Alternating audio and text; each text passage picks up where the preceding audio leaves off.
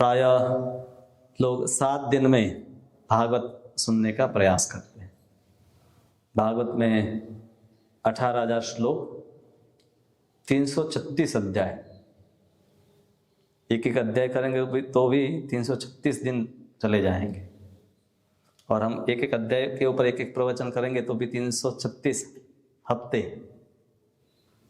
एक साल में 50 हफ्ते ही होते हैं।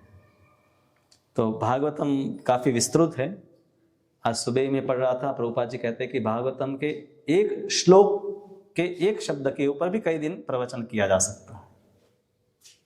मतलब एक श्लोक के ऊपर एक प्रवचन हो सकता है। और इस्कॉन में सुबह जो भागवत कक्षा होती है उसमें हर रोज हम एक श्लोक लेते हैं। ऐसा करके हमारे मंदिर में पूरा भागवतम हमने एक एक श्लोक करके कंप्लीट किया है। पिछले 30 साल से भागवत ऐसे प्रवचन चल रहा था, तो इतना लंबा समय लगा एक एक श्लोक पूरा करने में। और वापस हम दूसरी बार भी 10वें स्कंद तक पहुंच गई, 25-30वें अध्याय तक। तो सालों से इस्कॉन जब से यहाँ है तब से चल रहा है। तो आप घर पर भी है एक एक श्लोक, फिर उसका शब्दार्थ, अनुवाद और तात्पर्य पढ़ सकते हैं। इसका गहन अध्ययन भी कर सकते हैं, या कम से कम कथा और उससे शिक्षा जो प्राप्त होती है उसको सीख सकते हैं। तो इस भागवतम की शुरुआत कैसे हुई?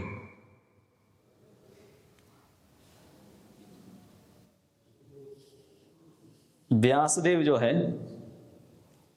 वो भागवत लिखे, आपको पता है। मतलब सुत गोस्वामी ने इसको शौनक आदि मुनियों को सुनाया। तो शौनक आदि सब ब्राह्मण हैं, कई वहां पर ब्राह्मण हैं, और सूत गोस्वामी ब्राह्मण नहीं है। सूत जाति, सूत पुत्र कर्ण प्रसिद्ध है, जो रथ चलाते हैं या तो कथाएं करते हैं। मिश्रित जाति, सूत जाति मिश्रित जाति है। 4 मुख्य जाति है, ब्राह्मण, क्षत्रिय, वैश्य और शूद्र। पर ये मिश्रित जाति, ब्राह्मण पिता और क्षत्रिय माता, ऐसे मिश्रण से भी उत्पन्न होने वाली जातियां भी हैं। पर सुत गोस्वामी जो है उनको बलराम जी से आशीर्वाद प्राप्त था। व्यासदेव से उन्होंने सब पुराणों की, इतिहास की शिक्षा प्राप्त की। तो इसलिए सुत गोस्वामी को ब्राह्मण भी आदर करते हैं, और इसीलिए आप अधिकतर पुराण पढ़ते हो उसमें सूत उवाच आपको बारंबार पढ़ने मिलेगा। तो शौनक आदि जो मुनि थे उसमें शौनक सबसे प्रमुख है, इसलिए उनका एक का नाम है। तो वो बधाई देते हैं, प्रभुपाद लिखते हैं कि कोई सभा में भी जो विद्वान व्यक्ति है, सबसे श्रेष्ठ है, वेदों को जानने वाला है, उसको है अभिवादन करना चाहिए। ये शिष्टाचार है। और व्यक्ति को जो परंपरा है उसका आदर करते हुए भागवत को सीखना चाहे, नहीं कि परंपरा का उल्लंघन करके अपने मनमाने ढंग से भागवत का समझने का प्रयास। और शौनक सूत गोस्वामी को अति उत्साह में आ जाते हैं। कहते हैं सूत सूत महाभाग वदनो वदताम भर। उत्साह में आ जाते, 2-3 बार आप किसी व्यक्ति का नाम लेते हैं तो सूत सूत महाभाग। तो आप परम भाग्यशाली हैं सूत गोस्वामी। कथाम भागवतीम पुण्या, जो पुण्यशाली कथा भागवत की है उसको हमें सुनाइए। और उनकी ये जिज्ञासा भी थी कि आपने भागवत सुना है तो हमें ये बताइए कि भागवत की कथा किस युग में हुई थी। सुत गोस्वामी भी कथा कर रहे, पर वो भी कथा सुनकर आए हैं। किस स्थान में हुई थी और कारण क्या था कि कथा हुई, और इसकी प्रेरणा जो है व्यासदेव को कैसे मिली। क्योंकि कथा तो हो गई पर व्यासदेव ने उसको लिखित रूप भी दिया, तो उनको प्रेरणा कहाँ से मिली। और व्यासदेव के जो पुत्र है शुकदेव गोस्वामी हैं, वो एकांतमती हैं, समदृष्टि रखने वाले हैं, बाह्य रूप से मूर्ख दिखाई देते हैं, पर पूरे हैं जन्म से ही ब्रह्म के स्तर पर है, ब्रह्मभूत है। और इनका एक प्रसंग आता है,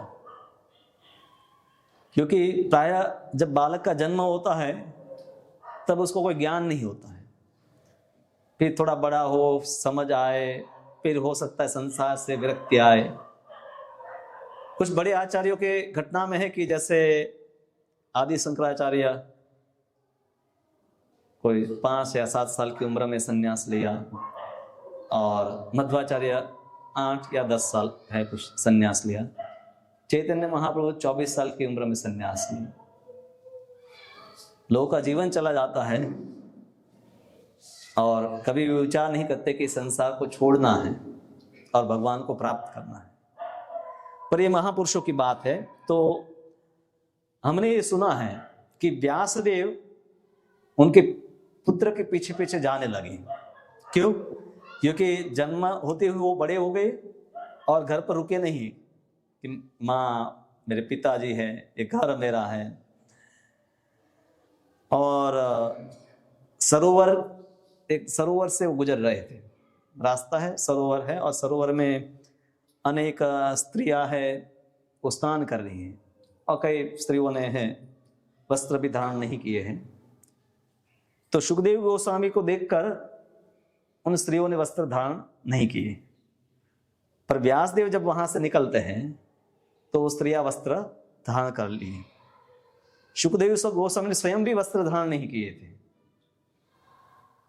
पर स्त्रियां भी ये समझ पाई कि ये स्त्री और पुरुष में भेद नहीं देखते हैं, पूरे आत्मा को ही देखते हैं, उनमें कोई विकार नहीं है। व्यासदेव की भगवान के अवतार है, पर व्यासदेव गृहस्थ आश्रम में है, और प्रभुपाद जी कहते हैं कि गृहस्थ आश्रम में स्त्री पुरुष ऐसे भेद होने चाहिए। ऐसे तो नहीं कि आप किसी भी पुरुष के साथ जैसे बैठ जाते हैं या उसको मिलते हैं, उसी प्रकार से किसी भी स्त्री को जाकर मिल सकते हैं या उसके साथ बैठ सकते हैं। नहीं नहीं, वहां पर समाज में मर्यादा है। तो व्यासदेव है, उनको आश्चर्य हुआ कि ऐसा क्यों। तो स्त्रियों ने उत्तर दिया कि आप गृहस्थ हैं, पर आपका जो पुत्र है वो जन्म से ही ब्रह्मभूत है, वो शरीर को नहीं देखता है, वो आत्मा को ही देखता है। तो इसीलिए उनके लिए कोई वस्त्र धारण किए हैं नहीं किए हैं ऐसा कोई भेद है ही नहीं। तो जन्म से ही विकारों से मुक्त है। ये बहुत दुर्लभ ऐसे जीवात्मा होते हैं जो संसार में जन्म लेते हैं फिर भी संसार में नहीं होते हैं। और जब वो हस्तिनापुर में आए तो मूल की तरह ही उनका व्यवहार देखकर कई लोग उनके पीछे पीछे जाने लगे। फिर सुत गोस्वामी को पूछते सौनकादि मुनि कि लोगों ने उनको पहचाना क्या, कैसे, कि सुखदेव गोस्वामी हैं। क्योंकि साधु की पहचान कैसे होती है? दाढ़ी देखकर, जटा देखकर, या धोती कुर्ता पहना है इस प्रकार से, सैफरन पहना है इस प्रकार से। प्रभुपाद कहते हैं मनुष्य को चाहे कि वह साधु या महात्मा के पास दर्शन के लिए नहीं अपितु उनको सुनने के लिए जाए। साधु की पहचान सुनने से होती है। ऐसे कई नकली साधु भी भारत में भिक्षुक है, भिक्षा मांगते हैं। भिक्षा तो नहीं कह सकते, भीख हम कहते गुजराती में, बेगर्स है। पर उनको लगता है कि साधु का कपड़ा पहन लोगा तो थोड़ा सम्मान के साथ भिक्षा मिलेगी, अन्यथा लोग गालियां देकर थोड़ी भिक्षा दे दे। कभी ट्रेन में हम जाते हैं, खास करके अगर आप जनरल में क्लास ट्रैवल करते हैं तो भारत में कोई भी ट्रेन में जनरल में आप जाएंगे तो भिक्षा मांगने वाले आ जाते हैं, बेगर्स आ जाते हैं। तो इस प्रकार से तो सुखदेव गोस्वामी एक नग्न 16 साल का लड़का है, नहीं किसी से बात कर रहा है, नहीं कोई किसी और की तरफ ध्यान दे रहा है, नहीं किसी से खाना मांगता है, अपने में मस्त है, तो लोग उसको पागल ही कहेंगे। पर साधु की पहचान उनको सुनने से होती है। कोई कितना बड़ा साधु है, क्या साधु है, उसका क्या समझ है, आप उनको कुछ दिन उनसे सुनिए, आपको पता चल जाएगा कि वो किस लेवल में है, उसकी क्या समझ है, वो सही है या सही नहीं। और परीक्षित महाराज से वो कैसे आकर मिले, क्योंकि शुकदेव गोस्वामी का एक नियम था, वो कहीं भी रुकते नहीं थे। सन्यासी यानी भ्रमणशील, परिव्राजक आचार्य, प्रभुपाद के लिए हम शब्द प्रयोग करते, परिव्राजक आचार्य। व्रज मतलब भ्रमण करना, जैसे व्रज मंडल में गाया जहां भ्रमण करती है उसको व्रज कहते हैं। परिव्राजक सभी जगह जो परिभ्रमण करता रहे, परिव्रज, परिभ्रमण और परिव्रज एक शब्द ही है, तो परिभ्रमण जो करता रहता है उसी को उस सन्यासी का गुण है। क्यों सन्यासी परिभ्रमण करते हैं? एक स्थान पर क्या मन उनका लगता नहीं है या उनको दुनिया देखनी है? वो परिभ्रमण करते हैं प्रचार के लिए, जीवों के कल्याण के लिए वो परिभ्रमण करते हैं। वर्तमान में भी प्रभुपाद ने भी इस्कॉन में सिस्टम बनाई है, व्यवस्था बनाई है कि सन्यासी इस्कॉन में है, एक सेंटर पर 2 या 3 दिन रहे, फिर दूसरी जगह, फिर तीसरी जगह पर। एक ही जगह रहेगा तो उसको वहां से आसक्ति हो जाएगी, लोगों से या सुविधाओं से। भ्रमण करेगा तो कभी अच्छी सुविधा मिलेगी, कभी नहीं भी मिलेगी। कई हमारे ऐसे बड़े केंद्र में अगर आ गए तो साधुओं को हर प्रकार की सुविधा मिलती है, पर हमारे ऐसे कई केंद्र है जो वन में है, जैसे यहाँ पर हमारा नंदग्राम है, तो ज़्यादा कोई सुविधा वहाँ नहीं है, गर्मी है, पंखे भी नहीं है, ट्यूबलाइट भी नहीं है, तो बिना सुविधा के वहाँ भी हमारे गुरु महाराज रहते हैं और यहाँ भी रहते हैं। तो ऐसी विभिन्न स्थितियों में रहने से ही व्यक्ति को समदर्शी बनता है, सहन करने से। जैसे ही कुछ तकलीफ हुई उसके लिए एक मशीन लगा दिया तो कभी भी आप सहनशीलता नहीं सीखेंगे। तो शुकदेव गोस्वामी गोदोहन समय जितना ही किसी के वहां रुकते थे। मान लीजिए गांव में गए, कहा महाराज रुकिए मैं दूध देता हूं, तो तुरंत वो महिला है वो गाय को दोहने लगी, 1 गिलास दूध आया और पिला दिया। इतना समय रुकते थे। और किसी के वहां रुकना भी है तो हार्डली आप कह सकते हैं कि 15-20 मिनट या आधा घंटा, उससे ज्यादा वो किसी के वहां रुकते नहीं थे।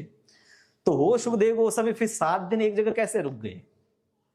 क्योंकि कथा 7 दिन और 7 रात्रि हुई, तो ये आश्चर्य हो रहा था उनको कि शुकदेव गोस्वामी कहीं रुकते नहीं हैं और वो कैसे 7 दिन के लिए वहां रुके।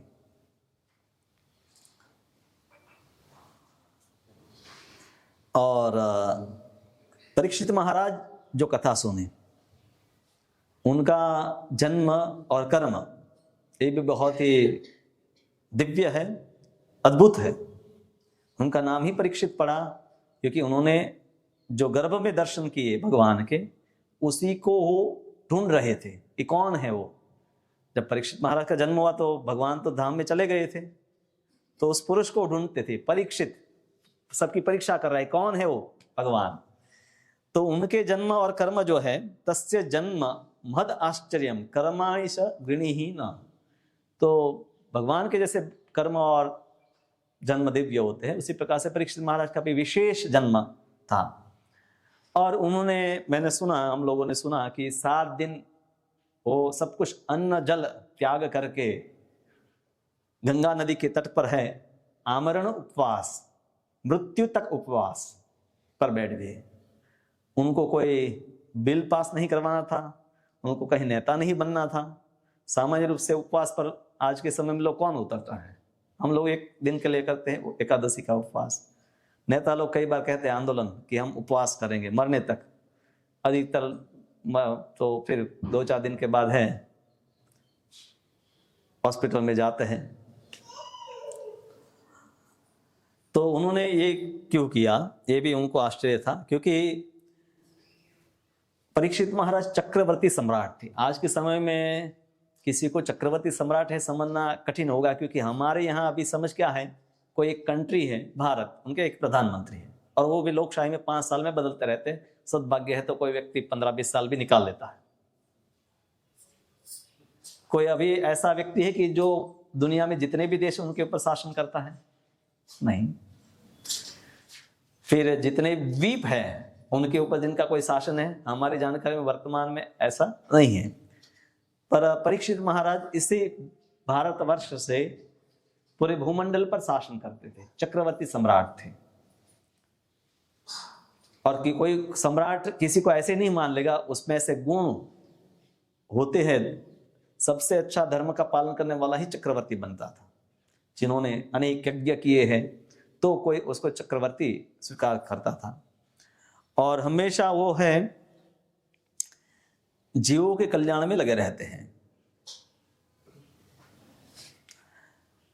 अब जो अच्छे राजा होते हैं उनको शासन करना चाहिए, क्योंकि अगर वो शासन छोड़ देते हैं तो प्रजा जो है वो दुखी हो जाती है। तो सुखदेव गोस्वामी का हम समझ सकते हैं कि वो तो पहले से विरक्त थे, पर परीक्षित महाराज गृहस्थ थे, पूरा भारतवर्ष और भूमंडल पर उनका शासन था, तो और ज़्यादा समय शासन करते तो कलयुग इतना और नहीं प्रवेश करता, क्योंकि कलयुग को रोका परीक्षित महाराज के जाने के बाद ही कलयुग ज़्यादा फैलने लगा। तो उन्होंने ऐसा क्यों किया कि सब कुछ छोड़ दिया? उनको दूसरों की भलाई के लिए कम से कम राज्य करते रहने चाहिए था, तो उन्होंने वो क्यों किया? क्योंकि ऐसे भगवत भक्त है वो अपने स्वार्थ का कभी विचार नहीं करते कि मुझे कुछ मुक्ति मिल जाए, वो तो दूसरे जीवों का कल्याण का ही विचार करते हैं। और वैष्णव चाहे गृहस्थ हो, ब्रह्मचारी हो, सन्यासी हो, कोई भी आश्रम में है, वो हमेशा दूसरों के कल्याण का विचार करता है। ऐसे संसार में तो हमें अनेक लोग मिलेंगे जो समाज सेवा के कार्य करते हैं। वहाँ पैलेस्टाइन में लड़ाई हो रही है, गाजा में, तो भी बहुत सारे डॉक्टर्स और हेल्प के लिए लोग जाते हैं। ऐसे हम देखते हैं कि आज के समय में भी लोग दूसरों के कल्याण के लिए अपना जीवन भी जोखिम में डालकर है सेवाएं करते हैं। पर क्या कल्याण उससे हो पाता है? क्योंकि कल्याण करने वाले व्यक्ति को भी कल्याण किस प्रकार से होगा वो पता होना चाहिए।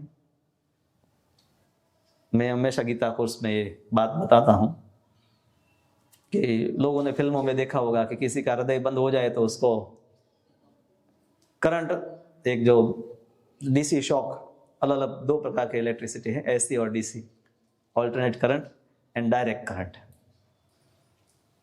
इसमें जो होता है ऑल्टरनेट करंट होता है, और जनरली मोबाइल वगैरह चार्ज करते हैं उसमें डीसी होता है। तो उसमें हाई वोल्टेज डीसी 10 सेकंड या उससे भी कम समय के लिए दिया जाता है। अब किसी का हृदय बंद हो गया, आप तो डॉक्टर नहीं हैं, पर आपके पास वायर है और उसको वायर क्या लगा देंगे तो ठीक हो जाएगा? क्योंकि उसके लिए बहुत आपको ज्ञान होना चाहिए कि किस प्रकार से देना है, कितना देना है। तो जीवों के कल्याण या उनके दुखों से उनकी मुक्ति हो, उसके लिए भी जो कल्याण करने वाला कार्य व्यक्ति में जो लगा है, सेवा करने में लगा है, उनको भी ये ज्ञान होना चाहिए, उसका अनुभव होना जरूरी है। और भगवान के भक्तों को ही सबसे बड़े कल्याणकारी या समाज सेवी हम समझते हैं। और चैतन्य महाप्रभु को भगवान के सभी अवतारों में महावदन्याय बताया गया है कि सब जीवों का उन्होंने कल्याण किया अपने संकीर्तन के माध्यम से। और वही कार्य है फिर उनके अनुयायी हैं विश्व भर में करते हैं। अब सामान्य लोग हैं, हमारे गुरु महाराज एक प्रवचन में कहते हैं कि कोई अगर गौर किशोरदास बाबा जी या वंशीदास बाबा जी को देखेंगे तो विचार करेगा इनका कंट्रीब्यूशन क्या है समाज में। ये तो ना ही कोई काम करते हैं, सिर्फ अपना मंत्र जप करते हैं, एक जगह बैठे रहते हैं। हाँ, समाज को कोई नुकसान भी नहीं पहुंचाते हैं, तो कोई कंट्रीब्यूशन तो है नहीं। प्रभुपाद का तो आप कह सकते हैं भाई इतने मंदिर बनाए हमने, दुनिया में सबसे बड़ा प्रसाद वितरण का कार्यक्रम हम चला रहे हैं, पुस्तकें हम छाप रहे हैं, लोगों को व्यसनों से मुक्त करते हैं। पर कई हमारे संप्रदाय में ऐसे गुरु हुए हैं, वंशीदास बाबा जी, इनके ऊपर हमारे गुरु महाराज ने पुस्तक लिखी है, और गौर किशोरदास बाबा जी जो पढ़े लिखे नहीं थे, एक जगह बैठकर भजन ही करते थे, ज़्यादा कहीं यात्रा भी नहीं करते थे, किसी को शिष्य भी नहीं बनाते थे, कोई फंड कलेक्शन नहीं, कुछ नहीं, भजन सिर्फ। तो संसार के व्यक्ति को समझना कठिन है कि उनका कंट्रीब्यूशन क्या है। प्रभुपाद का थोड़ा देख सकते हैं कि हाँ इन्होंने कई कम से कम इतने सारे मंदिर बनाए, यहाँ भंडारा हो रहा है।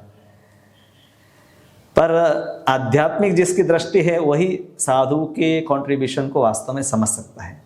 प्रभुपद का कंट्रीब्यूशन ये नहीं है कि हम बहुत सारे स्कूलों में जाकर भोजन करवाते हैं या हॉस्पिटल, ऑफकोर्स प्रभुपद ने हॉस्पिटल नहीं बनाई, पर ठीक है हम लोगों की समाज सेवा कई बार उस प्रकार से प्रशंसा भक्तों की जाती है, पर वास्तव में भक्ता का जो योगदान है समाज में वो लोगों की आध्यात्मिक उन्नति है और वो कोई नहीं कर पा रहा। और उसके बिना किसी का भी कल्याण जो होता है वो ऐसा है कि आपके जीवन में कोई आपको एक सेकंड के लिए ऐसे चुटकी बजाकर हंसा दे, पर आप जीवन भर दुखी है, फिर किसी ने ऐसा किया आप थोड़े से हंस लिए तो ठीक है। तो भौतिक कार्य भी ऐसे हैं, इतने आने जो 84 लाख योनि में हम घूमते हैं, कुछ समय के लिए हमें कुछ सुविधाएं मिल जाती हैं और हम उसी को कल्याण कार्य समझ लेते हैं। तो कीर्तन जो भक्त करता है, भक्ति सिद्धांत महाराज को कहते हैं कि कोई मंदिर में आकर एक बार घंट बजाता है, हमारे मंदिर में एक घंट लगा है, ज़्यादातर मंदिरों में होता है, हम उसको बांध कर रखते हैं क्योंकि प्रवचन चलते रहते हैं तो बीच में आकर लोग बजाए नहीं, पर अन्यथा ये प्रथा है मंदिर में आप प्रवेश करते तो घंटी बजाते हैं। तो 1000 हॉस्पिटल आप बनाए उससे भी ज़्यादा पुण्य नहीं, आपकी ज़्यादा आध्यात्मिक उन्नति एक बार घंटी बजाने से हो जाती है। अब इसको भौतिक मूल्यांकन करने जाएंगे तो नहीं समझ पाएंगे। और फिर शौनक आदि मुनि सुत गोस्वामी को कहते हैं कि आप वेदों के कुछ भागों के अलावा बाकी सब जानते हैं। क्यों? क्योंकि सुत गोस्वामी जो है वो इतिहास और पुराण के आचार्य हैं। व्यासदेव ने 4 वेद आगे आएगा तो अलग अलग शिष्यों को दिया और इतिहास और पुराण का जवाबदारी सुत गोस्वामी को दिया।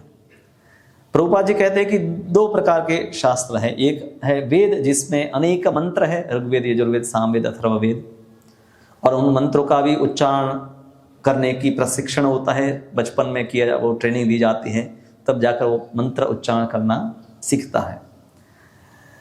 और दूसरे है कि जो भक्त हम जैसे भागवत पढ़ते हैं, भगवद गीता पढ़ते हैं, हम इस्कॉन में प्राय इतना जोर नहीं देते कि आपको ऋग्वेद के मंत्र आने चाहिए, आपको उसकी पूरी एक प्रक्रिया है।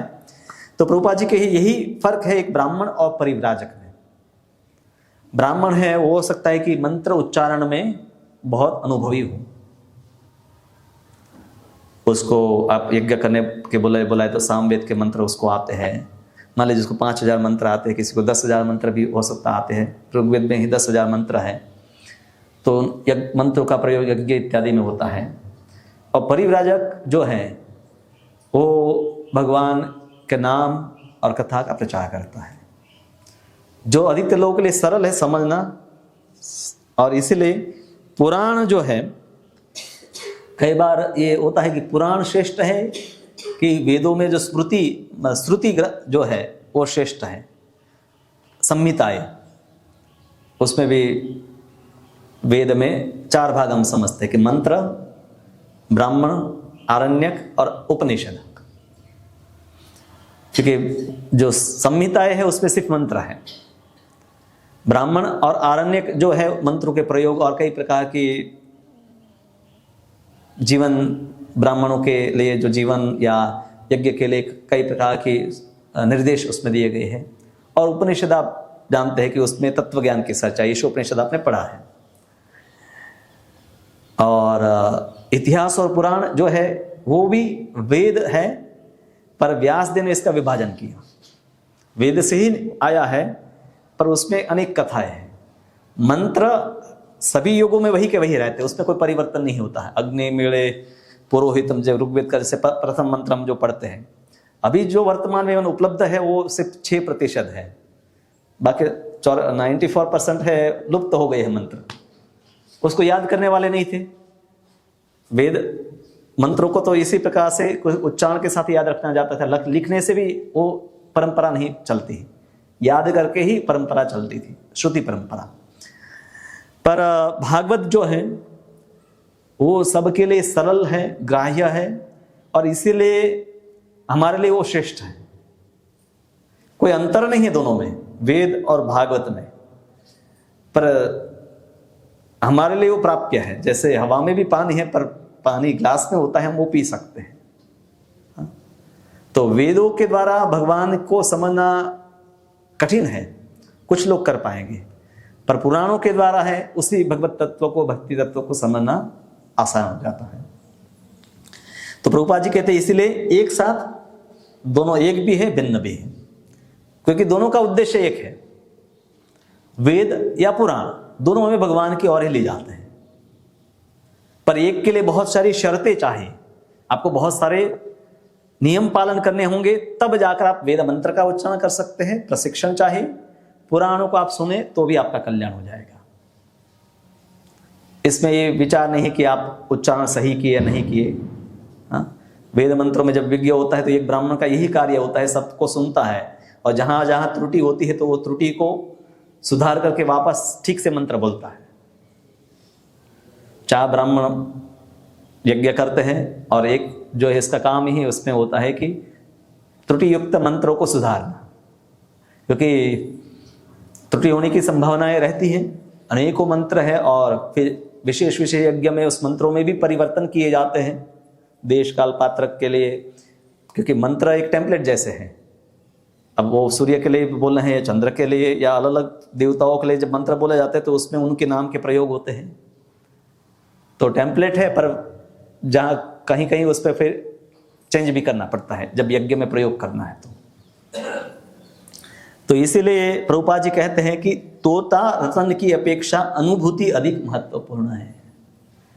पैरटिंग तोते की तरह याद कर लेना, ऐसे बहुत सारे गुरुकुल भारत में अभी भी चलते हैं जिसमें ब्राह्मण बालक 7 या 8 साल की उम्र से वेद मंत्र सीखने जाते हैं। यहाँ कायावरों में जाएंगे, वहाँ एक गुरुकुल है, ये कई बहुत सारे गुरुकुल ऐसे चलते हैं अभी भी, क्योंकि आगे जाकर ब्राह्मण के कुछ बच्चे तो अभी भी कर्मकांड करते हैं तो उनको वो मंत्रों को सीखना होगा। कई मंत्र है, श्रुतियों के मंत्र भी सीखते हैं और अन्य जो पांचरात्रिक मंत्र भी सीखते हैं। तो प्राय कुछ वेदों का कुछ भाग तो वो सीखते ही हैं, और वो भी परंपरा के अनुसार सीखना है। खुद शाखाएं अलग अलग है परिवार की, तो कोई एक वेद व्यक्ति के लिए चारों वेद के मंत्र याद करना तो बहुत ही दुष्कर कार्य है। तो एक वेद का कुछ एक भाग की कुछ एक शाखा को वो सीखता है, और फिर यज्ञ करना है तो इसलिए कई ब्राह्मणों को बुलाना पड़ेगा, क्योंकि कुछ ब्राह्मण होंगे कि जो चारों वेदों को याद किए होंगे, चतुर्वेदी, अभी तो वो सरनेम है, उसको चारों मंत्र भी याद नहीं होंगे अधिकतर लोगों को, त्रिवेदी, द्विवेदी या वेदी, तो कितने वेदों की शाखाओं को याद किए हैं।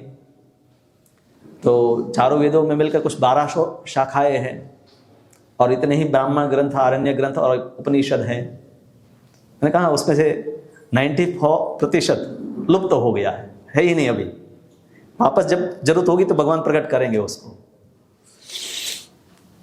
अभी भी कुछ शाखाएं हैं कि जो लुप्त तक, जिसको दुनिया में जानने वाले 2-3 लोग बचे हैं, क्योंकि उसको उच्चारण के साथ आगे वाले व्यक्ति को सिखाना पड़ेगा।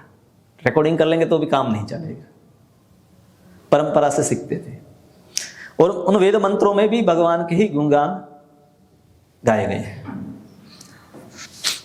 तो सुत गोस्वामी जो है फिर कथा शुरू करते हैं कि ये जो वेद व्यास ने भागवत की रचना की, वो संधि काल में,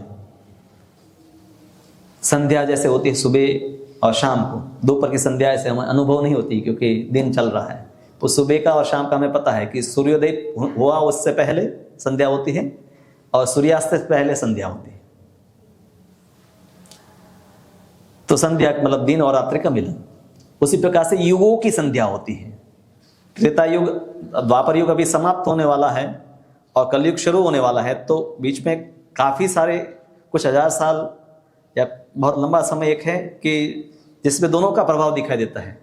द्वापर युग का भी प्रभाव है, कलयुग का भी प्रभाव है, तो वो संध्या काल कहते हैं। युगों की संध्या होती है। तो ये उन्होंने जो तृतीय संध्या जो है, तृतीय युग की जो संध्या है, मतलब द्वापर युग और कलयुग की संध्या के समय पर इसको उनका संकलन उन्होंने किया। और बद्रिकाश्रम में व्यासदेव को प्रेरणा कैसे मिली कि भागवत की रचना करनी है। कोई ना कोई तो वस्तु निमित्त बनती है, हमें कुछ लिखने के लिए, कुछ बोलने के लिए, हमारे मन में कुछ विचार आते हैं। तो वेद व्यास है बद्रिकाश्रम में सम्यप्रास स्थान जो है, अभी भी हम बद्रिकाश्रम में जाते हैं, जहाँ पर अभी बद्री विशाल की विग्रह स्थापित है। ये सरस्वती नदी के किनारे हिमालय में ही है। अभी भी व्यासदेव वहीं पर रहते हैं, पर उनका स्थान कुछ भक्त ही वहाँ जा सकते हैं, दुर्गम है, सामान्य मनुष्यों के लिए दृश्यमान भी नहीं है कि जिसको देखा जा सकता है। 700 साल पहले मध्वाचार्य 2 बार उडुपी से चलकर बद्रिकाश्रम गए थे, और उन्होंने जो भगवद गीता की टीका लिखी और बाद में वेदांत की टीका उन्होंने भाष्य लिखा, उन दोनों को जाकर व्यासदेव को सुनाया था। वहाँ पर भगवान को जो नर नारायण है उनको भी सुनाया था, और भगवान ने कहा ये सही है, हस्ताक्षर कर दिए कि ये यही है, ठीक।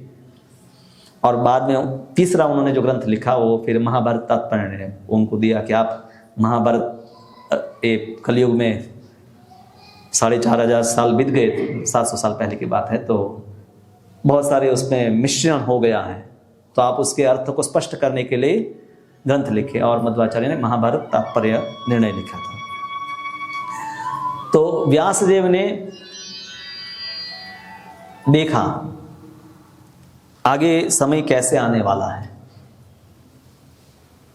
कई बार हमें जैसे गांव में होते हैं तो ये थोड़ा हो जाता है, अगर कोई बड़ा झुंड आने वाला है प्राणियों का, जैसे गाय अगर दौड़ती दौड़ती है तो पहले आकाश में हमें दिखाई देता है कि धूल उड़ रही है, कुछ जोर की जमीन से आवाज़ आ रही है, अगर हाथी घोड़े अगर बहुत सारे आ रहे हैं तो उसी प्रकार से व्यासदेव को है अपनी दिव्य दृष्टि से अनुभव हुआ कि प्रत्येक व्यक्ति जो है कलयुग में वो अपने नियमों का पालन नहीं करेगा, जो आश्रम और जो वर्ण है उससे वो विचलित हो जाएगा, उनका कल्याण कैसे होगा। हर एक भौतिक वस्तु है उनके गुण कम हो जाएंगे। कलयुग में हम पहले तो आयुर्वेद को बहुत शक्तिशाली मानते हैं कि जैसे लक्ष्मण जी को एक संजीवनी सिर्फ सुंघाई तब जीवित हो गए। मृत्यु तो को प्राप्त नहीं किए थे, भगवान है कैसे मृत्यु को प्राप्त करेंगे, पर हम देखते हैं कि सिर्फ सूंघने मात्र से ही है, और बाकी सब बंदर भी है उसी के प्रभाव से है, वापस पुनः तुरंत उनके सब घाव भर गए। हीलिंग होने में हमें पता ना, अगर कुछ लगा है तो हफ्ता 10 दिन, आपका फ्रैक्चर है तो 3 महीने लग जाते हैं। पर ऐसी औषधियाँ भी है कि जो सूंघने मात्र से पूरे शरीर को पृष्ठ पुष्ट बना देता है। पर कलयुग में औषधि कितनी भी हम खाए ज्यादा प्रभाव नहीं होता है। हर वस्तु के गुण, हम अन्न खाते हैं, फल खाते हैं, उसकी शक्तियां कम हो गई है। पूर्व में इसी में शक्ति ज्यादा थी। तो उन्होंने ये सब वस्तु देखा कि मुझे लौकिक उद्धार के लिए पहले तो जो एक वेद है उसको 4 भाग उन्होंने किए। वेद मतलब ज्ञान, अनेकों मंत्र हैं, वेद व्यास सभी से अवगत है, भगवान के अवतार है, इसलिए ये मंत्र भिन्न भिन्न समय पर अलग अलग ऋषियों को अपने समाधि में उनको उस मंत्र के दर्शन हुए, इसीलिए मंत्र दृष्टा कहते हैं ऋषियों को। जैसे गायत्री मंत्र जो प्रसिद्ध है, तो विश्वामित्र को इसकी अनुभूति हुई। ये मंत्र सब अनुभूति के से उनको प्राप्त हुए हैं, ऐसा नहीं कि उन्होंने सिर्फ सुना और याद हो गया और ऐसा। तो मंत्र में भगवान की कोई ना कोई शक्ति या गुण या लीलाओं की अनुभूति है। और फिर उन्होंने अपने शिष्यों की परंपरा से वो मंत्र आगे गए। पर कुछ ऋषि ऐसे भी थे कि जिनको अन्य ऋषियों को भी जो मंत्र प्राप्त थे उन सबका भी ज्ञान था। व्यासदेव ऐसे हैं, तो इसलिए उन्होंने सबको अलग अलग विभाजन किया कि ऋग्वेद, यजुर्वेद, सामवेद और अथर्ववेद, ऐसे 4 विभाजन किए, और अपने अलग अलग शिष्यों को अलग अलग मंत्र जो है, पहला है उनको ऋग्वेद, और जैमिनी है उनको सामवेद, और वैशंपायन है उनको यजुर्वेद, और अंगिरा है उनको अथर्ववेद, इनकी शिक्षा दी। एक व्यक्ति के लिए एक वेद, ये तो व्यासदेव के शिष्य है इसलिए कर पाते हैं, बाकी संभव नहीं कि एक व्यक्ति एक वेद को भी कंठस्थ कर ले। अभी जो शाखाएं बची है तो वो तो बहुत कम है। फिर हर एक वेद की हजारों की मात्रा में शाखाएं हुई, क्योंकि धीरे धीरे आगे जाकर एक व्यक्ति को धारण करने वाले भी एक ऋषि है, उनके भी हजारों शिष्य है, तो उन्होंने कुछ भाग एक को सिखाया, कुछ भाग दूसरे को सिखाया, कुछ भाग तीसरे को सिखाया, तो थोड़ा कुछ कुछ मंत्र सबको दिए। तो यज्ञ करने हैं तो सबको इकट्ठा होना पड़ेगा, और उनकी क्षमता के अनुसार वो इतने मंत्र है आगे सीखते थे। तो सभी जो द्विज होते थे अपनी परंपरा के अनुसार मंत्रों को सीखते थे, विशेषकर ब्राह्मण, क्षत्रिय, वैश्य। ब्राह्मण सबसे ज्यादा अभ्यास करते थे, सिखाते भी थे, बाकी लोग भी सीखते थे।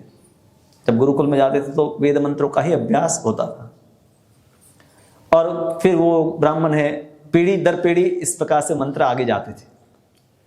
अब इसमें कोई शिष्य नहीं बना या कोई नहीं सुपात्र मिला तो वहां से वो मंत्र आगे जाएगा नहीं, लुप्त हो गया। ऐसे लुप्त हो गए।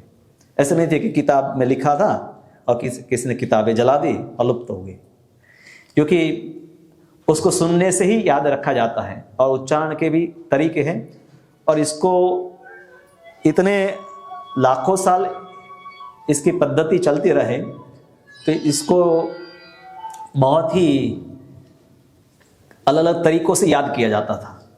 एक तो हम जैसे कोई वाक्य बोलते हैं, जैसे धर्म क्षेत्रे कुरुक्षेत्रे समवेतायुत्सव मामकः पांडवाश्चैव किम कुरुत संजय, एक इस प्रकार से पाठ होता है, सिर्फ पाठ। पर वेदों के इस प्रकार से अलग अलग 7 प्रकार के पाठ होता है। धर्म क्षेत्रे कुरुक्षेत्रे, कुरुक्षेत्रे धर्म क्षेत्रे, फिर ABC, फिर BAC, फिर ऐसे ऐसे आगे पीछे पूरा मिक्सचर होता है। तो और जब आप शब्दों को आगे पीछे भी करके गाते हैं तो हर जगह पर संधि भी करनी पड़ेगी, विच्छेद भी करना पड़ेगा। तो आपने मंत्र ऐसे याद किया है, पर जब उस पहले शब्द के बाद पहला भी दूसरे के पास, तो बहुत सारे कॉम्बिनेशन उसके अलग अलग पाठ के हैं।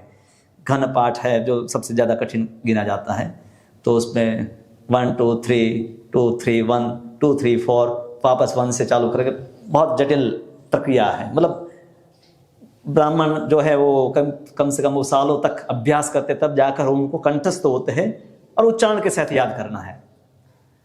जैसे अ हम बोलते सामान्य रूप से, पर वेद मंत्र में अ को 18 प्रकार से बोला जाता है। सभी स्वरों को रिकार को छोड़ करके रिकार को 12 प्रकार से बोला जाता है, पर अ उसमें आ भी आ जाता है। तो ह्रस्व, दीर्घ, प्लुत, शॉर्ट, लॉन्ग और बहुत लॉन्ग, फिर आ लंबा, प्लुत जिसको कहते हैं नासिका के साथ बिना नासिका के, फिर हाई पिच में, मीडियम पिच में, लो पिच में। तो इसलिए वेद मंत्र आप जब पढ़ते हैं या आप देखेंगे कहीं भी, तो उसमें चिन्ह होते हैं अक्षरों के ऊपर। ऊपर चिन्ह है मतलब उसको हाई पिच में बोलना है, नीचे चिन्ह है मतलब लो पिच में बोलना है, नहीं चिन्ह है तो मीडियम पिच में बोलना है। जो हारमोनियम वगैरह सीखते हैं उनको पता है कि तीव्र सप्तक, मध्य सप्तक और मंद सप्तक, ऐसा कुछ आता है इसमें। तो फिर भी ये काफ़ी कठिन ट्रेनिंग होती है, और इसी प्रकार से है वेद ज्ञान लोग प्राप्त करते थे। पूर्व काल में पहले दीक्षा होती थी, फिर शिक्षा होती थी। पहले गुरु के पास जाओ, कुछ साल सेवा करो, फिर वो आपको शिक्षा लेने के लिए दीक्षा प्रदान करेंगे, उपनयन करेंगे, और फिर वो आपकी योग्यता देखेंगे कि ये योग्य है, तब उनको वेद मंत्र सिखा देते। महाभारत में शुरुआत में ही उपमन्यु और जो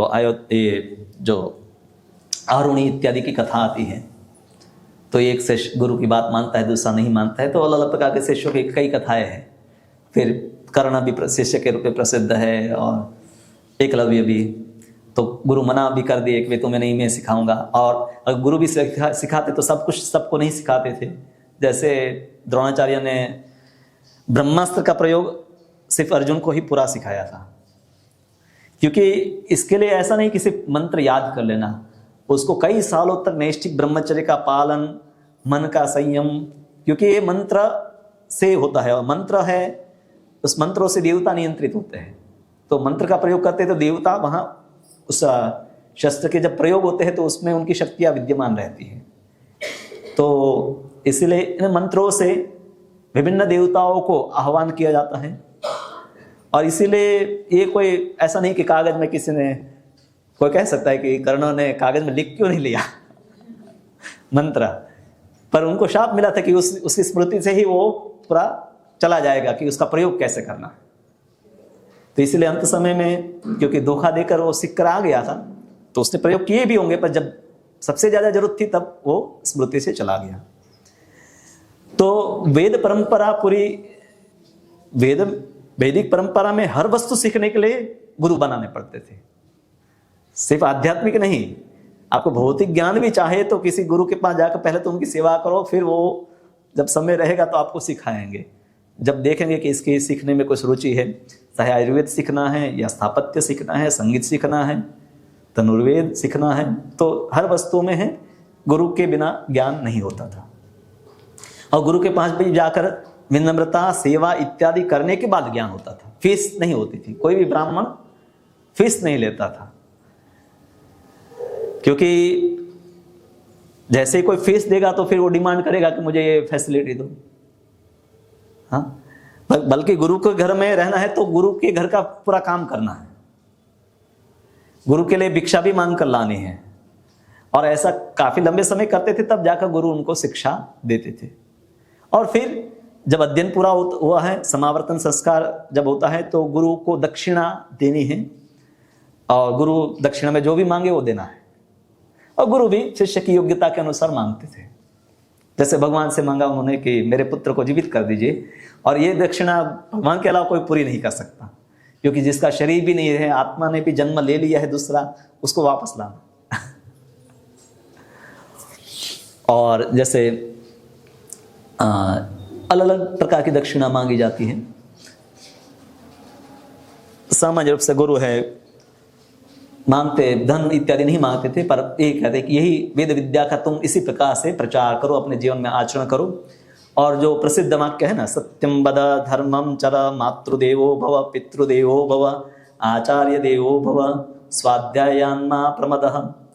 तो अंत में ये पूरी शिक्षा का सार इसी प्रकार से दिया जाता था कि ये मेरे में कुछ अवगुण है तो उसको याद नहीं रखना, मेरे से जो भी अच्छे गुण सीखे उसी को जीवन में तुम पालन करना, और स्वाध्याय नियमित रूप से करना।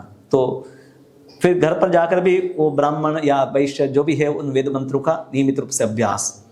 और पद्धति थी सुबह और शाम को अग्निहोत्र में, सुबह अग्नि से ही भगवान की जो भी है उपासना होती थी, अग्नि में ही मंत्रों के द्वारा घी इत्यादि अर्पण करके भगवान को प्रसन्न किया जाता था।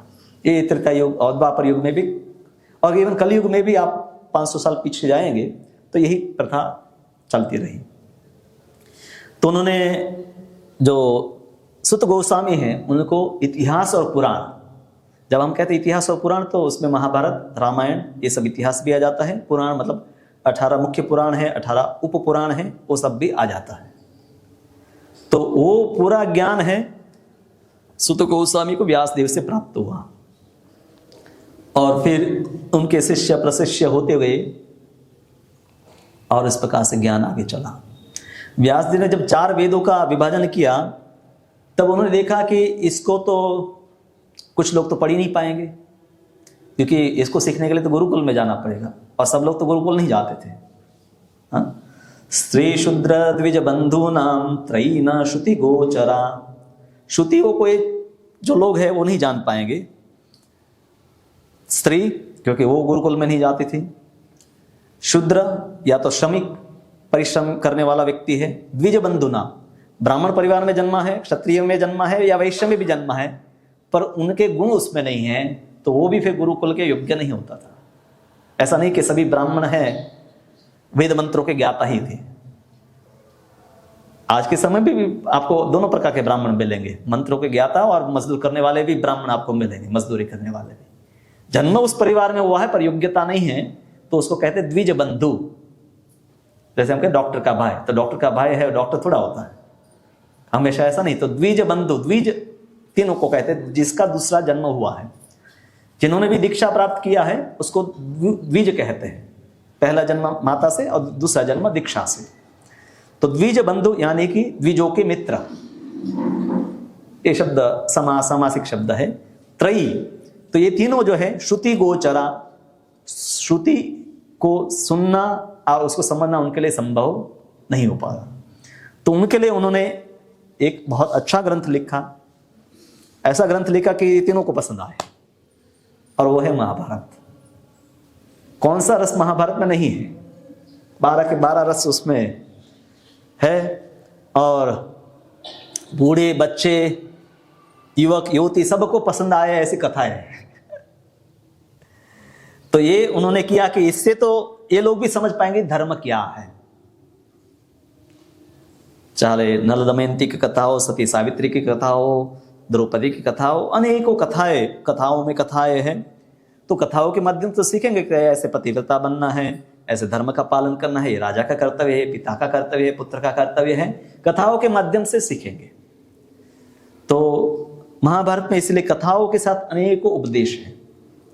भगवद गीता उसमें सर्वश्रेष्ठ उपदेश है, जिसमें परम सत्य और भक्ति का विशेष उल्लेख स्पष्ट किया गया है। पर पूरा महाभारत बाकी देखेंगे तो उसमें धर्म अर्थ काम मोक्ष, जो हमारे जीवन में कई दैनिक जीवन में जो आवश्यक है, वो सब हम कथाओं के माध्यम से सीखते हैं कि राजा कैसा जीवन जीता था, और स्त्री कैसे जीवन जीती है, बालक कैसे जीवन जीते हैं। तो सबकी दिनचर्या, उनके कर्तव्य, उस सबका अच्छी तरह से शिक्षा दिया गया है। ये सब उन्होंने किया, फिर भी मन संतुष्ट नहीं हुआ, क्योंकि भगवान जीवों को प्रेम करते हैं। जब आप प्रेम करते हैं ना, तो किसी के लिए कुछ भी करे तो भी आपको लगेगा कुछ तो और बाकी है। जैसे कुछ जन्मदिन है आपके घर में, पति का जन्मदिन है, रोटी, आप हर रोज रोटी सब्जी बना लेते हैं, पर उस दिन आप रोटी सब्जी बनाएंगे तो आप संतुष्ट नहीं हो, लगा कुछ तो करना चाहिए स्पेशल। तो यहाँ व्यासदेव भी है, कहा कि सबसे कल्याण तो हो रहा है, पर जो मैं चाहता हूं तो नहीं रहा। और असंतुष्टि, यहाँ पर प्रभुपाद जी हमें शिक्षा देते हैं कि धर्म, अर्थ और काम और मोक्ष, ये जीवात्मा को पूर्ण तृप्ति प्रदान नहीं कर सकता। जब तक भगवान को तृप्त करेंगे नहीं, तब तक जीवात्मा भी पूर्ण तृप्ति को प्राप्त नहीं करता है। संसिद्ध हरितोषणम, हरि की संतुष्टि से जीव की संतुष्टि होती है। और इनके माध्यम से ये सीखना थोड़ा कठिन है, क्योंकि कर्मकांड इत्यादि में क्या है कि देवताओं को पूजना है अपने लाभ के लिए, अपने सुख का विचार केंद्र में है। ईश्वर को संतुष्ट करने के उद्देश्य से यज्ञ लोग नहीं करते हैं कि मैंने घर लिया है, इंद्र को प्रसन्न करना है इसलिए मैं यज्ञ करूं, ये घर ठीक ठाक रहे, भूकंप में गिर ना जाए, इसमें शांति रहे, इसीलिए मुझे यज्ञ करना है। देवताओं की संतुष्टि का भी विचार नहीं होता है कर्मकांड में, पर उनको संतुष्ट किए बिना फल नहीं मिलता, इसीलिए उसको संतुष्ट करते हैं। तो मैंने कठिन व्रत का पालन किया, देव गुरु और यज्ञ इत्यादि की मैंने सेवा की, महाभारत की व्याख्या की, चारों वेदों को तो मैंने पहले ही कर दिया था, और फिर भी मैं संतुष्ट नहीं हूं। कुछ तो बात है बाकी रह गई। वो विचार भी करते हैं, किंबा भागवता धर्मा न प्रायण निरूपिता। विचार करते हैं कि ऐसा इसलिए है कि मैंने भगवान की भक्ति का विशेष रूप से कोई संकेत नहीं किया। परोक्ष रूप से व्यासदेव ने सभी पुराणों में भगवान की भक्ति को इंगित किया है। आप एवं शिव पुराण भी पढ़ेंगे तो भी वहां विष्णु भक्ति का उल्लेख आपको मिलेगा। ऐसा कोई पुराण नहीं कि जहां विष्णु भक्ति के लिए कहीं ना कहीं तो निर्देश आपको मिल ही जाएगा। पद्म पुराण पढ़ते तो भगवद गीता की वहां महिमा दी गई है, भागवत की महिमा दी गई है। तो अनेक जब वस्तु आप पढ़ते हैं, कोई पुराण एक ले लेंगे तो वहां कहीं ना कहीं तो वो आपको डायरेक्शन देंगे कि हाँ तुम अंत में यहां जाओगे, पर सीधा नहीं बता दिया। हाँ, वहां पर सकाम भक्ति को ही प्रोत्साहन दिया, और सीधा बता देते तो लोग वो पुराण भी नहीं पढ़ते। आज कोई शिव पुराण पढ़ता है या स्कंद पुराण पढ़ता है या अन्य कोई पुराण पढ़ता है, और उसको लगे कि मेरे काम की वस्तु है तभी तो वो पढ़ेगा। उसको बोला कि निष्काम कर्म करना है और बस समर्पण हो जाना है, समर्पित हो जाना है, तो क्यों पढ़ेगा वो। अगर आप किसी को भगवद गीता लेकर जाइए, अभी गीता वितरणम आज हम सबसे कमिटमेंट भी लेने वाले हैं तो एक हाथ में भगवद गीता लेकर जाए, एक हाथ में ज्योतिष की किताब या वास्तु की किताब लेकर जाए और बताए कि इसमें आपको वो सब इंफॉर्मेशन मिलेगी जो आप जानना चाहते हैं, और इसमें आपको आत्मा कल्याण कैसे करना है वो मिलेगा। तो कितनी संभावना है कि लोग गीता लें।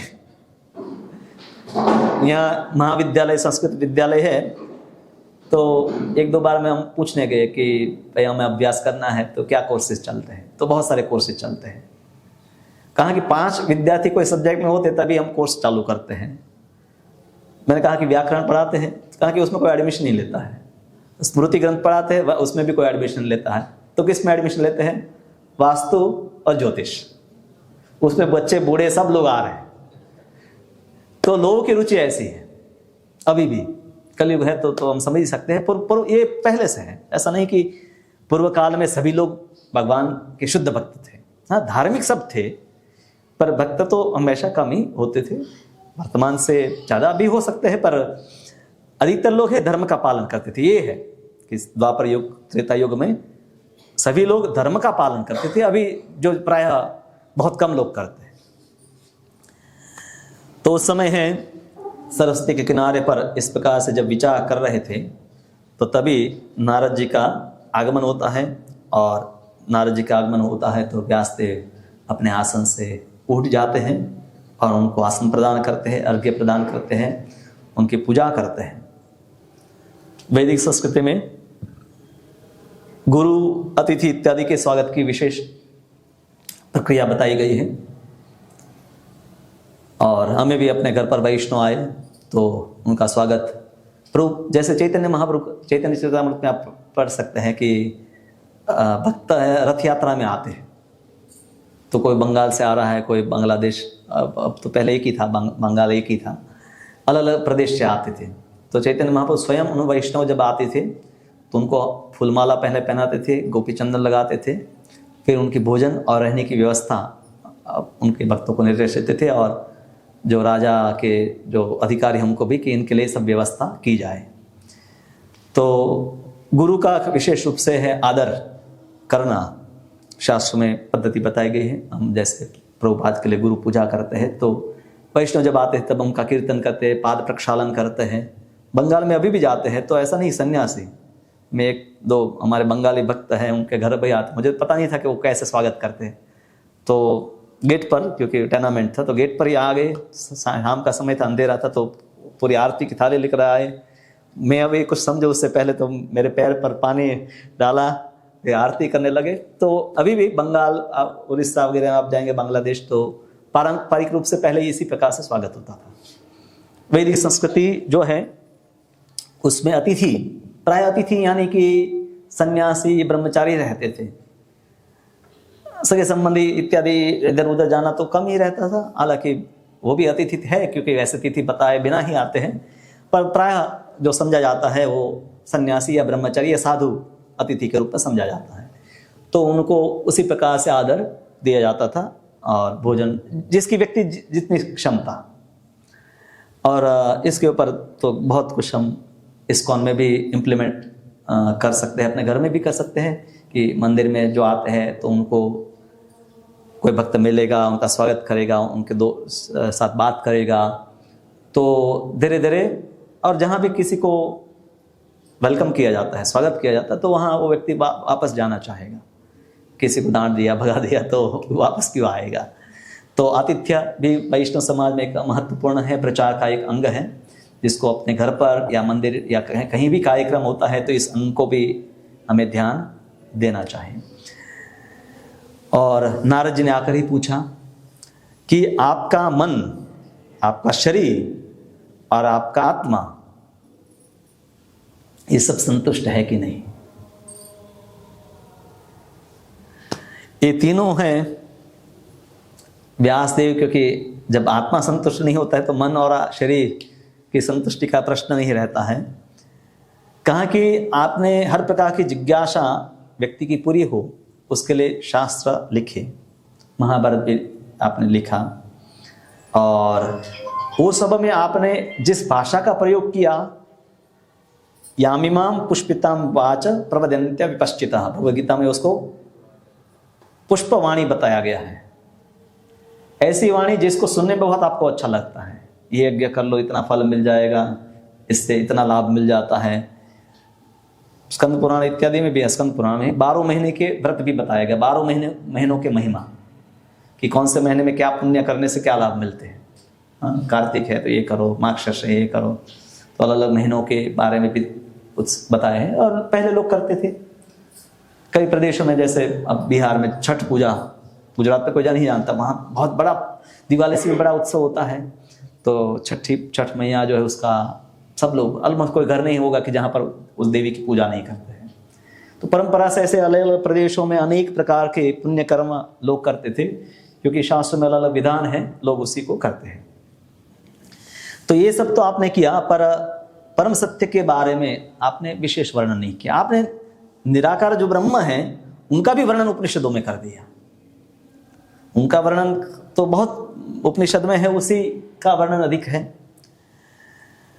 और व्यासदेव जब ये सुने, वो जानते हैं कि मेरी असंतुष्टि का कारण क्या है, फिर भी गुरु के सामने शिष्य को पूछना चाहिए। जो बात आप जानते भी है पर गुरु से मुख से जब सुनते हैं तो वो दृढ़ हो जाती है। जैसे हम सुनते हैं कि रूप गोस्वामी और सनातन गोस्वामी पहली बार चैतन्य महाप्रभु को रामकेली नाम के गांव में मिले, तब उनका नाम साकार मलिक और दबीर खास, मुस्लिमों ने उनको मुस्लिम नाम दिए थे।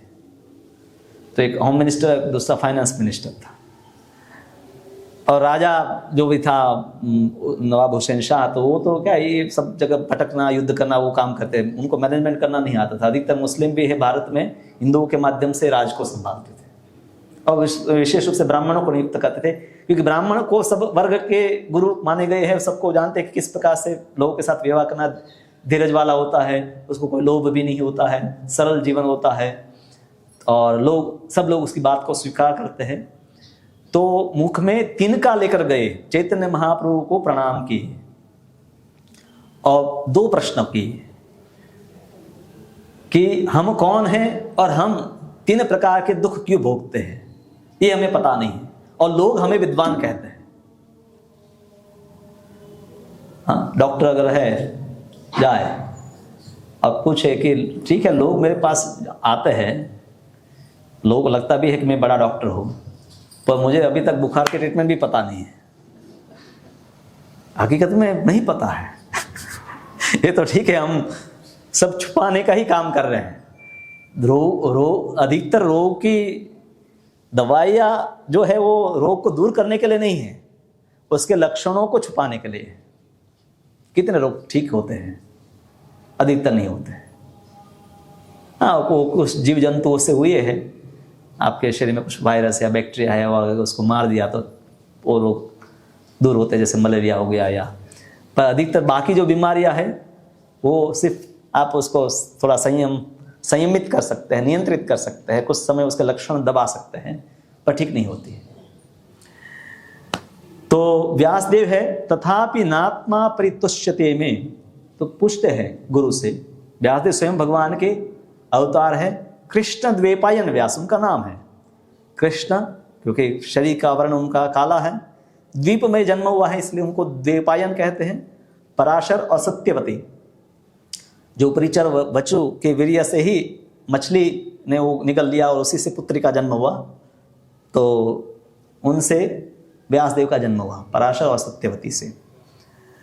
और वो व्यासदेव जो भगवान के अवतार है, वो नारद जी को प्रश्न करते हैं। और क्योंकि यहाँ पर है नारद जी गुरु के रूप में है, तो भगवान भी उनको गुरु के रूप में ही आदर देते हैं।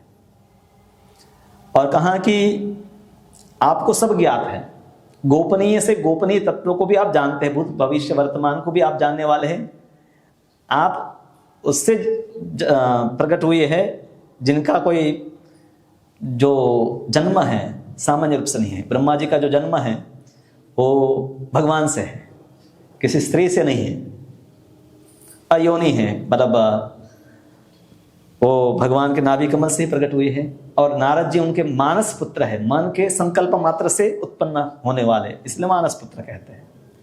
ब्रह्मा जी का शरीर हमारी तरह नहीं है, हाँ? तो मन में विचार मात्र से ही वो जीव को उत्पन्न कर सकते हैं। तो नारद जी हैं, उनकी स्तुति पहले तो व्यासदेव करते हैं और कहते हैं कि मुझ में जो कमी है वो ढूंढकर मुझे बताए। कितने लोग तैयार हैं अपनी कमियों को सुनने के लिए। कई बार लोग पूछ लेते हैं कि कमी बताइए, पर अगर बता दिया तो आपका वो शत्रु बन जाएगा, इसलिए किसी को कमी मत बताइए। और कमी बताने से पहले भी 2 बार हाथ जोड़कर उसकी माफ़ी मांग लीजिए, तब जाकर वो बताए तो हो सकता है वो सुन भी ले, और फिर भी उसको जीवन भर तो याद रहेगा कि इसने मेरी कमी बताई थी। बहुत कठिन है। अहंकार से मुक्त हुए जो व्यक्ति मुक्त नहीं है ना, वो कभी भी अपनी गलती स्वीकार नहीं करेगा। आप ट्राई कीजिए, कोई सामने से आता है मेरी कमी बताए, कमी बता दीजिए ना, वो कहे क्या नहीं कमी नहीं है। सभी लोग डिफेंड करते हैं और हमें कई बार वैष्णवों को भी सिखाना पड़ता है कि जैसे हम कुछ करेक्शन देते हैं, कई बार व्यवस्था का होता है कि भाई ये प्रोग्राम ऐसे नहीं करना, वैसे नहीं करना, तो कुछ या हिसाब किताब में गड़बड़ करते, तो हम बताते हैं कि भाई अब मैं बताऊँ, तुम कुछ बोलना मत, सुन लो, पहले सुनना पहले सीखो। क्योंकि अहंकार तब तक दूर नहीं होगा जब तक हम सुनना नहीं सीखते हैं। पर हम क्या करते हैं, जैसे ही कोई कमी बताते तो हम उसको ज़्यादा सुना देते हैं। तो व्यासदेव है वो भगवान के स्वयं अवतार है, इसलिए उन्होंने कहा मैं न्यूनम अलम विचक्षा, खोज करके निकाले कि मेरे में क्या कमी है। क्योंकि आप त्रिकालज्ञ हैं तो जानते हैं कि मैंने क्या गलती की है। और शिष्य बनने की ये सबसे अच्छी योग्यता है कि हम आत्मचिंतन करें, स्व अवलोकन कम से कम करके हम अपनी गलतियों को समझें, हमारी कमियों को जानें और उन कमियों से मुक्त होने के लिए हमें सहाय लेनी चाहिए। काफ़ी सारी कमियों को हम स्वयं है उससे बाहर नहीं निकल पाते हैं, तो हम वरिष्ठ भक्तों की सहाय ले सकते हैं, मार्गदर्शन लेना चाहिए। और अगर बहुत जब कमियां बढ़ जाती है तो कई बार जो भी वरिष्ठ भक्त है वो बता भी देते हैं, चाहे आप खुश हो या ना हो। एक भक्त ने बताया कि प्रभु जी आप कहें उसी प्रकार से मैं करूँगा। हाँ, 3-4 भक्तों की हमारी मीटिंग चल रही थी और फिर बताया कि तो किसी न किसी को तो निर्णय देना पड़ेगा, भाई आपको क्या करना है, आपको इस प्रोग्राम में जाना है, इसमें नहीं जाना है। तो बता दिया, तब से वो बात नहीं कर रहे, वो कोई भी प्रोग्राम में नहीं जा रहे हैं। पहले और अभी भी 1-2 दिन पहले के प्रभु जी आप बताइए क्या करना है, पता नहीं। वापस मैंने बता दिया कि देखिए मैंने पहले भी बताया था, आपको पता भी है कि मैं बताऊंगा तो आप पालन कर पाएंगे कि नहीं। और ये वस्तु कोई बड़ी वस्तु नहीं थी कि आपको कोई जीवन में परिवर्तन, सिर्फ आपको पता है कि आपको इस प्रोग्राम में जाना है, इस प्रोग्राम में नहीं जाना है। तो अहंकार वस्तु सालों तक जाती नहीं। कई बार सेवा करने से भी लोगों को अहंकार हो जाता है, उस भावना से सेवा कर रहे कि सेवा करके मैं अपना स्थान वर्चस्व बढ़ा लूं, तो वो सेवा फिर नहीं रह जाएगी। क्योंकि चैतन्य चरितामृत में स्पष्ट बताया गया है कृष्णदास कविराज गोस्वामी के द्वारा कि जब जल आप पिलाते हैं भक्ति लता को, तो वो जल सिर्फ भक्ति लता ही नहीं पीती है, अनर्थों के जो पौधे हैं वो भी पीते हैं। आप अपने घर में गमले में कुछ पौधा डालिए तुलसी का, आप देखेंगे उसको जल आप पिला रहे, कुछ दिन के बाद तुलसी के अलावा भी कुछ पौधे वहां निकल आएंगे। और उस समय पर अगर आपने नहीं निकाला तो तुलसी को भी रहने नहीं देगा। तो उसी प्रकार से अहंकार को आपने समय पर उसका समाधान नहीं किया तो वो आपकी भक्ति को भी हटा देता है। और व्यक्ति को लगता है कि मेरी भक्ति बढ़ रही है, पर हकीकत में उसका अहंकार की वृद्धि हो रही होती है। और उसकी वृद्धि का कारण क्या है? वो जल, श्रवण, कीर्तन, सेवा इत्यादि से। तो भक्ति बढ़ानी चाहिए, पर आपका उस भक्ति को ग्रहण करने का पूरा हेतु ये था कि आपको वर्चस्व मिले, आपकी बात लोग माने, मैं यहाँ कुछ ऐसा स्थापित हो जाओ, उसके लिए आप अच्छी सेवा करते हैं और मेरा ही राज चले, तो फिर वो सेवा है अहंकार को बढ़ाती है। भक्तिलता बढ़ती तो आपका विनम्रता बढ़ता। और नारद जी है, वो भी स्पष्ट वक्ता है। व्यास जी ने पूछा तो उन्होंने कुछ भी बाकी नहीं रखा बोलने में,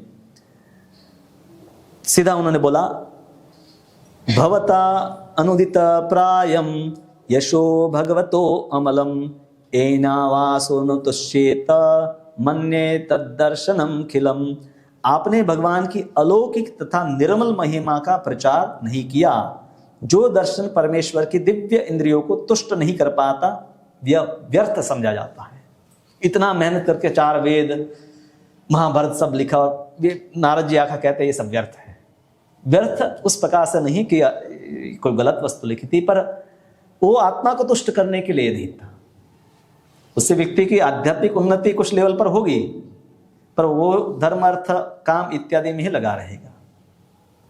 फिर वो कहते हैं, यथा धर्म आदय च अर्था मुनि वयम कीर्तिता न तथा वासुदेवस्य महिमा ह्यनुवर्णिता। हे महामुने, यद्यपि आपने धार्मिक कृत्य इत्यादि 4 पुरुषार्थों का विस्तार से वर्णन किया है, किंतु आपने परम भगवान वासुदेव की महिमा का वर्णन नहीं किया।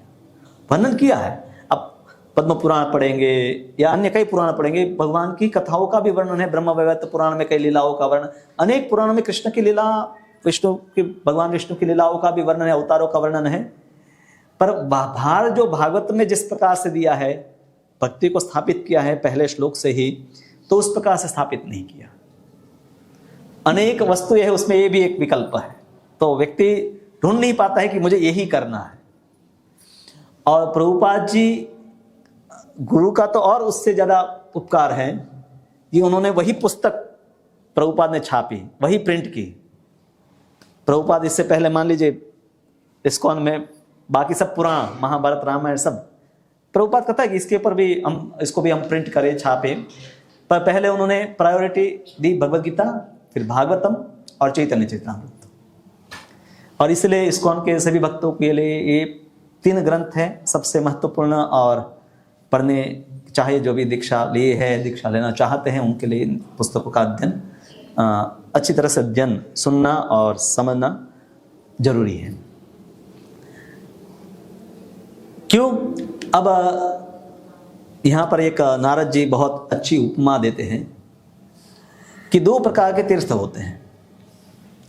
पक्षियों के लिए 2 प्रकार के तीर्थ होते हैं, एक कौवे का तीर्थ होता है, एक हंस का तीर्थ होता है। कौवे कहाँ जाकर मजे करते हैं? कूड़ा कचरा जहाँ पर गंदगी है वहाँ पर। हंस जहाँ पर निर्मल जल है, शांति है, प्राकृतिक सौंदर्य है, वहाँ पर जाकर बैठते हैं।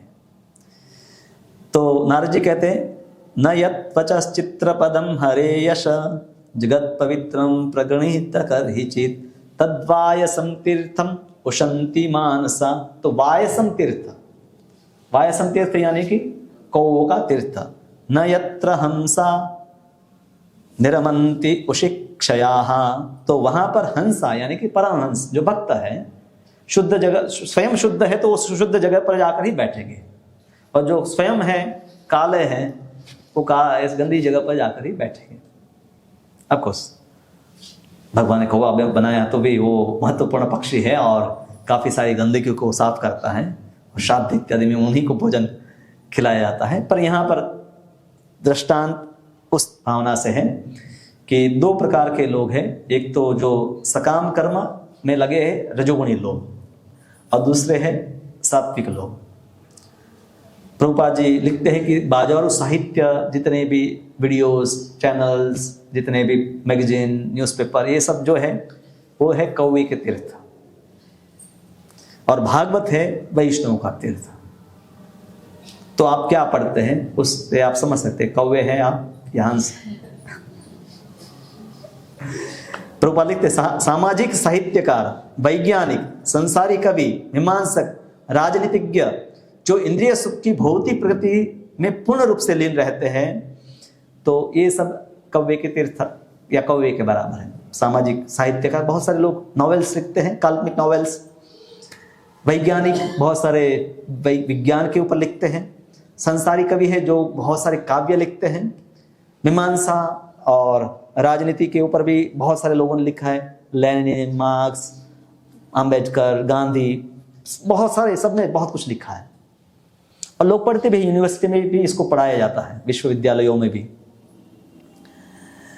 पर वो ग्रंथ पढ़ना बेहतर है जिसमें अगर कुछ त्रुटि भी है पर भगवान की महिमा का वर्णन है। हमारे जो इस्कॉन में भक्त है, प्रभुपाद के शिष्य, वो मानते हैं कि ये जो श्लोक भागवतम का है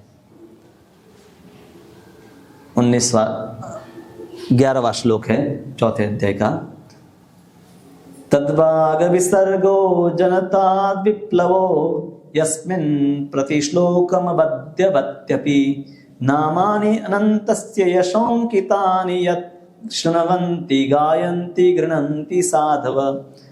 तो ये प्रभुपाद जी की भविष्यवाणी है।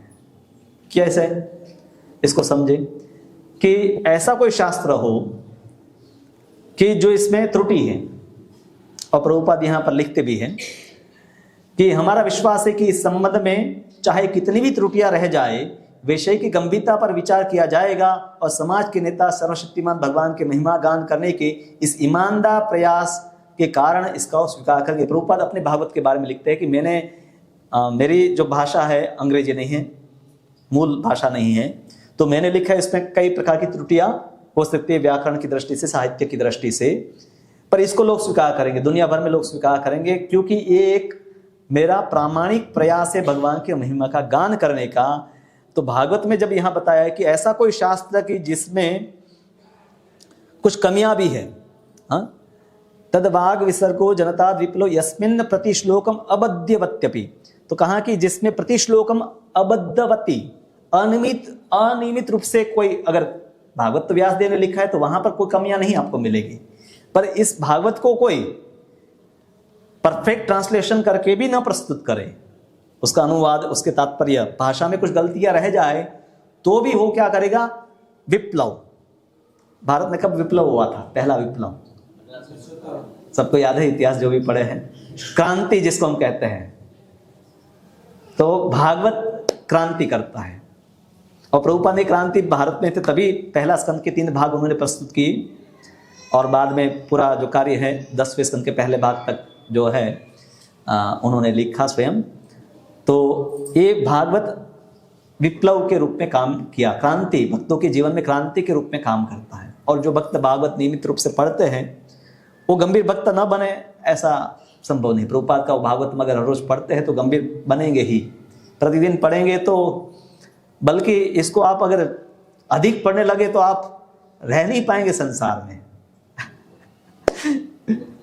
आपको लगेगा कि कब इससे बाहर निकले।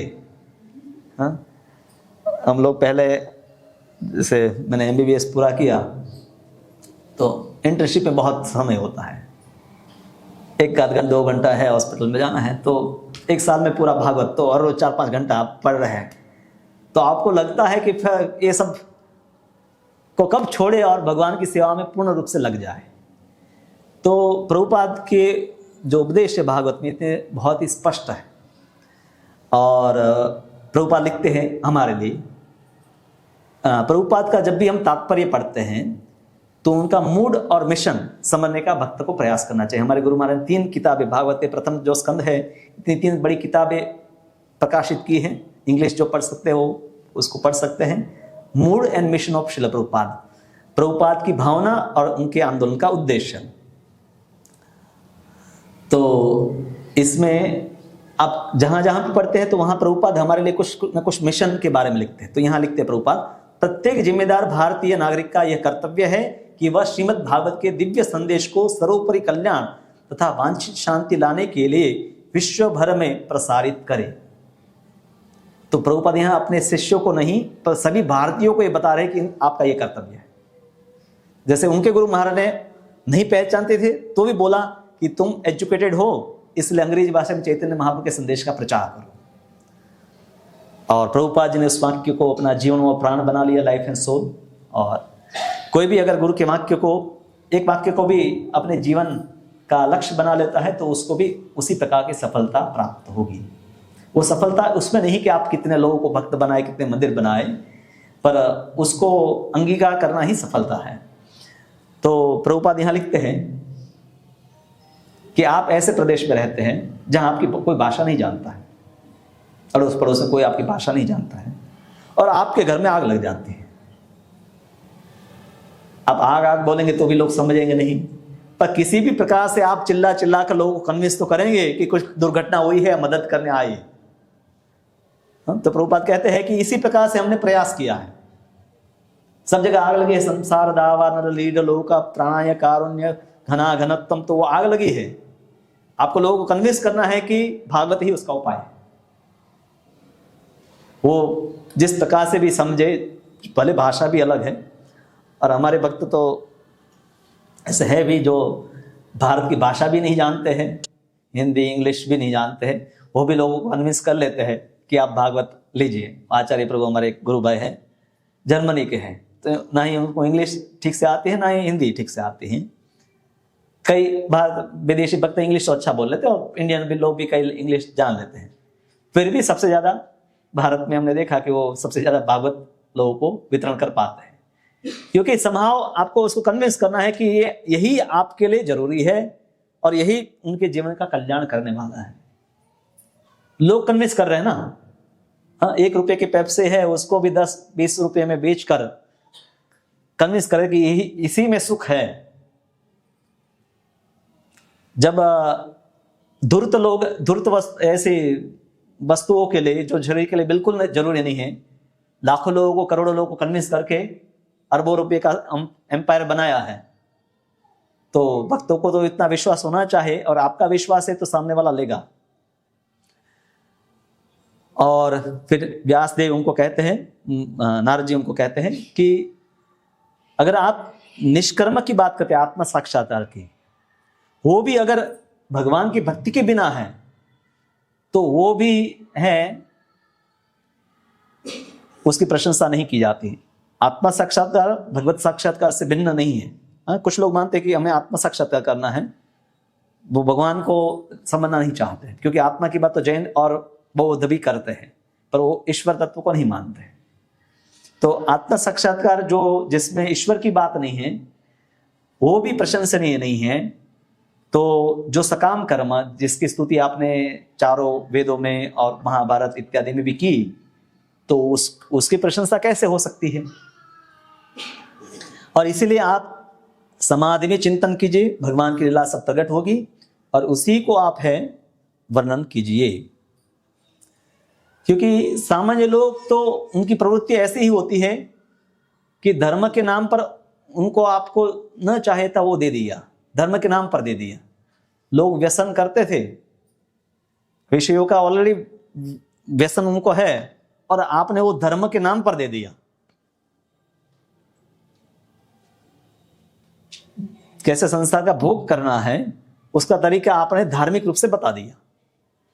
तो इसीलिए आपको उसके लिए प्रोत्साहित करने की आवश्यकता नहीं है। आज के समय में लोगों को ये कहने की जरूरत नहीं है कि हाँ, फिर भी कई लोग मोटिवेशनल स्पीकर आते हैं, मोटिवेट करते हैं, काम करो, पैसे वाले बनो। इसके लिए कोई मोटिवेशन की जरूरत नहीं है। सब लोग चाहते हैं पैसे, सब लोग बड़े व्यक्ति बनना चाहते हैं। किसी को प्रोत्साहन देना है तो भक्ति के लिए देने की जरूरत है, कर्म के लिए प्रोत्साहन ज्यादातर लोगों की जरूरत नहीं है। और जो अगर उसमें भी नहीं समझ पाता है संसार में रहकर भी कि पैसा कमाना है या कर्म करना है, तो उसको कितना भी प्रोत्साहन देंगे कुछ नहीं कर पाएगा। जो जरूरत है वो आध्यात्मिक उत्साह लोगों को बढ़ाने की जरूरत है। और प्रभुपाद लिखते हैं कि रोगी व्यक्ति वही चाहता है जिसको डॉक्टर मना करता है। हाँ? रोग से पीड़ित मरीज का मन प्रायः उसके लिए वर्जित की गई वस्तुओं को खाने में ही ललचाता है, और वो विचार ही करता है कब दवा पूरी हो और मैं परहेज छोड़ दूं। तो आपने जो दिया वो उसी प्रकार से है। और इसीलिए आप भगवान की महिमा का जब गान करेंगे तब है लाभ होगा। और इस प्रकार से कई प्रकार के उपदेश जो है नारद जी के द्वारा है व्यासदेव को दिए गए, आगे हम देखेंगे कि क्या क्या और उपदेश उनके दिए गए। फिर नारद जी अपना जीवन चरित्र बताते हैं, उनसे भी बहुत कुछ हम सीख सकते हैं। तो ये आगे की कथा में हम देखेंगे। हरे कृष्ण।